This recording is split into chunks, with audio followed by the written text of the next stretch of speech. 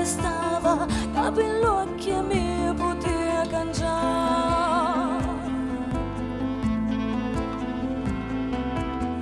Ma non era per niente commovente, passa e se ne va.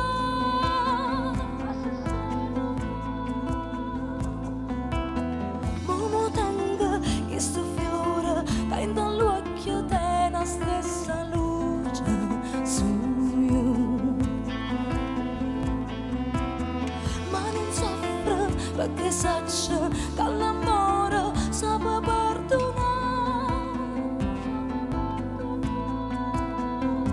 E anche per noi all'inizio è stato un po' strano, no? Prendere confidenza con due generi apparentemente lontani e distinti, però se poi andiamo ad analizzare e a scandagliare all'interno di noi stessi, il nostro cuore pulsante è un cuore pulsante ricco di passione, quindi credo che le due situazioni si sposino alla grande e soprattutto non ci è mai capitato finora, nelle 70 date finora fatte, di trovarci in situazioni, come dire, anche in un certo qual modo un po' difficili, perché il coinvolgimento passionale che lei sottolineava e che mi fa piacere essere arrivato a voi va di pari passo con lo stesso rispetto per il sound che poi si sposa con la forma dialettale e con i contenuti delle nostre canzoni.